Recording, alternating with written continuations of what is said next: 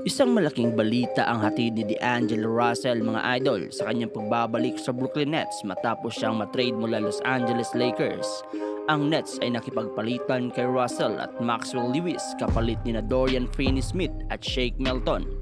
Sa isang interview mga idol sinabi ni Russell na hindi matatawaran ng saya at excitement na nararamdaman niya sa kanyang pagbabalik sa Brooklyn.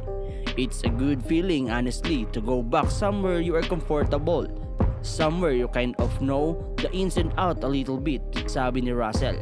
Ayon pa sa kanya na madali mag-adjust kapag pabalik ka sa isang lugar na pamilyar ka na, kaya't malaki ang kanyang pasasalamat sa pagkakataong ito. Isa sa mga bagay na nagpapasaya kay Russell sa ngayon mga idol ay ang muling pagsasama nila ng kanyang dating high school teammate na si Ben Simmons. Ang kanilang pagkakaibigan at koneksyon sa court ay malaki ang maitutulong sa kanilang team chemistry. Bukod kay Simmons, makakasama rin ni Russell ang mga batang bituin tulad ni Cam Thomas na patuloy na nagpapakita ng kanyang galing sa laro. Ang pagbabalik ni Russell mga idol ay naglalayong maging gabay, hindi lamang sa laro kundi pati na rin sa off-the-court leadership ng Nets. Ayon kay head coach Jordi Fernandez, malaki ang magiging kontribusyon ni Russell sa koponan. He brings leadership and playmaking ability which will be important for us moving forward. Ang kanyang kasanayan sa paghawak ng bola mga idol at pag-shoot ay tiyak na makakatulong sa Nets, lalo na ngayon na sa isang rebuilding phase sila. Sa kanyang panahon sa Lakers, nakapag-average si Russell ng 12.4 points, 2.8 rebounds at 4.7 assists sa 29 na laro ngayong season. Ang kanyang karanasan at leadership ay magiging susi upang mabilis na maging mabuti ang Nets.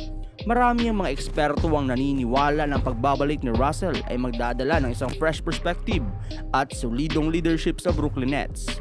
Samantalang si Russell ay nagbabalik Brooklyn, ang Los Angeles Lakers naman ay aktibong naghahanap ng mga paraan upang mapalakas ang kanilang roster, partikular na ang posisyon ng center. Kasama sa kanilang mga target ay sina Robert Williams ng Portland Trail Blazers, Nick Richards ng Charlotte Hornets, Day'Ron Sharpe ng Brooklyn Nets at Walker Kessler ng Utah Jazz.